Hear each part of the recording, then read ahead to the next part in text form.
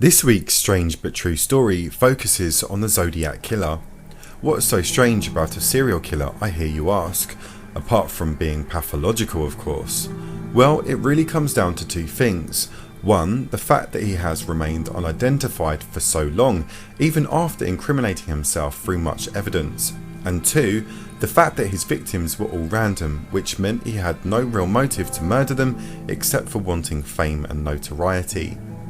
For those who may not have heard of the Zodiac, he murdered people in the San Francisco Bay Area of California in the 1960s and early 70s and remains America's most notorious serial killer. 7 victims are confirmed and attributed to him, of whom 2 survived, although he claimed to have killed 37 people. Betty Lou Jensen and David Faraday are the first victims widely attributed to the Zodiac.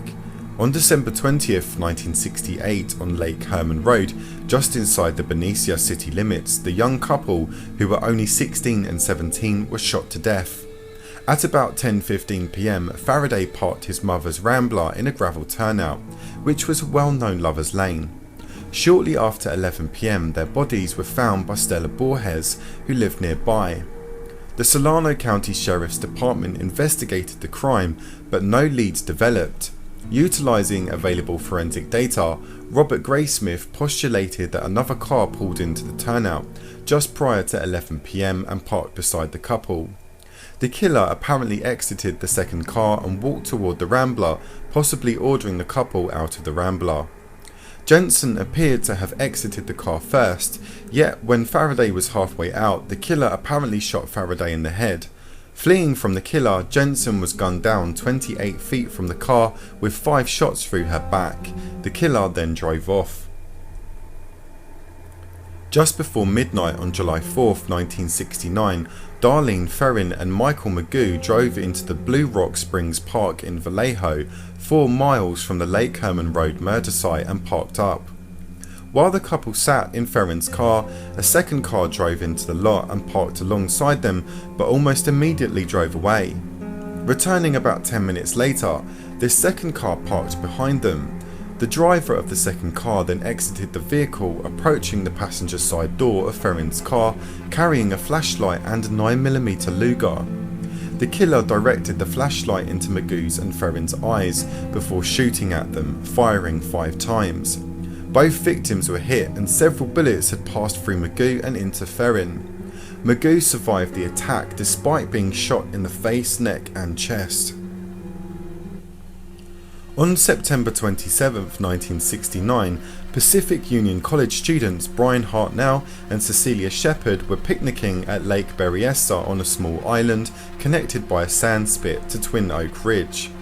A man approached them wearing a black executioner's type hood with clip-on sunglasses over the eye holes and a bib-like device on his chest that had a white 3x3 cross circle symbol on it. He approached them with a gun, which Hartnell believed to be a .45. The hooded man claimed to be an escaped convict from Deer Lodge, Montana, where he had killed a guard and stolen a car, explaining that he needed their car and money to go to Mexico. He had brought pre-cut lengths of plastic clothesline and told Shepard to tie up Hartnell before he tied her up. The killer checked and tightened Hartnell's bonds after discovering Shepard had bound Hartnell's hands loosely. Hartnell initially believed it to be a weird robbery, but the man drew a knife and stabbed them both repeatedly. Hartnell and Shepard were taken to Queen of the Valley Hospital in Napa by ambulance. Shepard lapsed into a coma during transport to the hospital and never regained consciousness. She died 2 days later, but Hartnell survived to recount his tale to the press. 2 weeks later, on October the 11th, 1969, a passenger entered a cab driven by Paul Stein at the intersection of Mason and Geary Streets, 1 block west from Union Square in San Francisco, requesting to be taken to Washington and Maple Streets in Presidio Heights. For reasons unknown, Stein drove 1 block past Maple to Cherry Street. The passenger then shot Stein once in the head with a 9mm, took Stein's wallet and car keys and tore away a section of Stein's blood-stained shirt tail.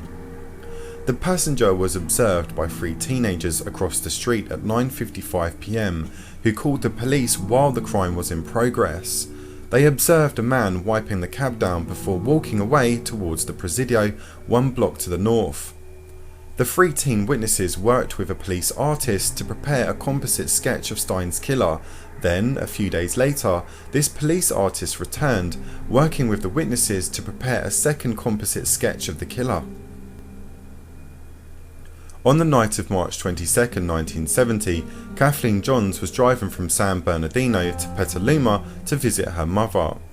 She was 7 months pregnant and had her 10-month-old daughter beside her. While heading west on Highway 132 near Modesto, a car behind her began honking its horn and flashing its headlights. She pulled off the road and stopped. The man in the car parked behind her, approached her car, stated that he observed that her right rear wheel was wobbling and offered to tighten the lug nuts. After finishing his work, the man drove off, yet when Johns pulled forward to re-enter the highway, the wheel almost immediately came off the car. The man returned, offering to drive her to the nearest gas station for help. She and her daughter climbed into his car. During the ride, the car passed several service stations, but the man did not stop. For about 90 minutes, he drove back and forth around the back roads near Tracy. When Johns asked why he was not stopping, he would change the subject. When the driver finally stopped at an intersection, Johns jumped out with her daughter and hid in a field. The driver searched for her using his flashlight, telling her that he would not hurt her, before eventually giving up. Unable to find her, he got back into the car and drove off. Johns hitched a ride to the police station in Patterson. When Johns gave her statement to the sergeant on duty, she noticed the police composite sketch of Paul Stein's killer and recognised him as the man who abducted her and her child. On October 30th, 1966, 18-year-old Cherie Jo Bates, a student of Riverside Community College, spent the evening at the campus library annex until it closed at 9 p.m. Neighbours reported hearing a scream around 10:30 p.m. Bates was found dead the next morning a short distance from the library, between 2 abandoned houses slated to be demolished for campus renovations. The wires in her Volkswagen's distributor cap had been pulled out. She was brutally beaten and stabbed to death. A man's Timex watch with a torn wristband was found nearby. The watch had stopped at 12:24, but police believe the attack occurred much earlier. In a Vallejo Times-Herald story appearing on November 13, 1972, Santa Barbara County Sheriff's Officer Bill Baker postulated that the murders of a young couple in northern Santa Barbara County might have been the work of the Zodiac killer. On June 4, 1963, high school senior Robert Domingos and fiancée Linda Edwards were shot dead on a beach near Lompoc, having skipped school that day for senior ditch day. Police believe that the assailant attempted to bind the victims, but when they freed themselves and attempted to flee, the killer shot them repeatedly in the back and chest with a .22 caliber weapon. The killer then placed their bodies in a small shack and tried, unsuccessfully, to burn it down. Throughout the time the Zodiac was killing people, he would taunt the media and police by sending in cryptograms or ciphers and letters to Vallejo Times-Herald, the San Francisco Chronicle and the San Francisco Examiner newspapers, claiming responsibility for the murders. The 408 symbol cryptogram was almost entirely decoded by Donald and Betty Harden of Salinas, California. It revealed a misspelled message in which the Zodiac said he loved killing people because it is so much fun, more fun than killing animals or getting your rocks off with a girl, because man is the most dangerous animal of all. Detectives Bill Armstrong and Dave Toshi were assigned to the case, and the San Francisco Police Department investigated an estimated 2,500 suspects over a period of years, but never did conclusively identify or arrest the actual assailant.